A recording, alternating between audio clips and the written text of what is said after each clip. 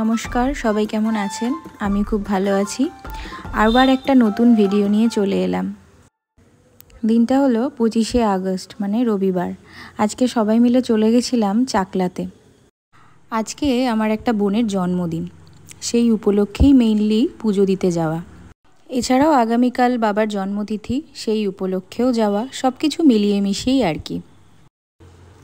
তারপর গেটের সামনে থেকে ফুলমালা কিনে ভেতরের দিকে চলে গেলাম।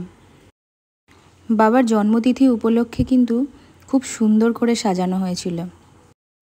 দেখুন, মন্দিরে ঢোকার গেটটা কত সুন্দর করে সাজানো হয়েছে। বাবার জন্মতিথি উপলক্ষে সারা মন্দিরটাই যেন এত সুন্দর করে সেজে উঠেছে, কি বলবো। এরপর ডিরেক্ট চলে গেছিলাম মন্দিরের লাইনে। বেশ ভালোই ছিল ভিড়। মন্দিরের সিস্টেমগুলো বেশ ভালো থাকার জন্য অতটা ভিড় বোঝা যাচ্ছিল না, কিন্তু ভালোই লাইন কিন্তু ছিল।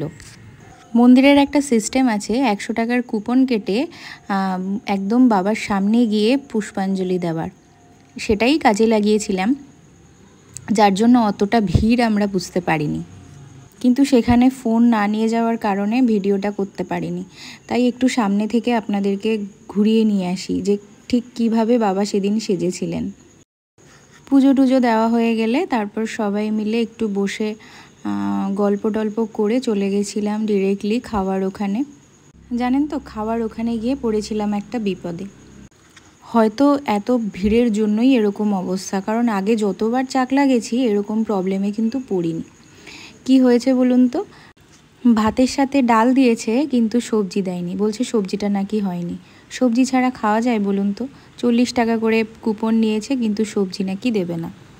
কিন্তু খাবারের টেস্টটা ভালোই ছিল। সারাদিন না খাওয়ার পর গরম গরম ভাত ডাল সবটাই ভালো লেগেছিল। আফটার অল প্রসাদ বলে কথা, ভালো তো লাগবেই। তারপর একটু মেলা টেলা ঘুরে একটু তিলক পরে আবার বাড়ির দিকে রওনা দিলাম।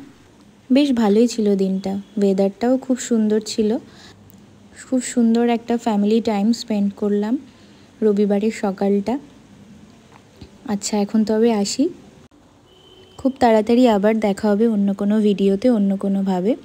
সবাই খুব ভালো থাকবেন, সুস্থ থাকবেন।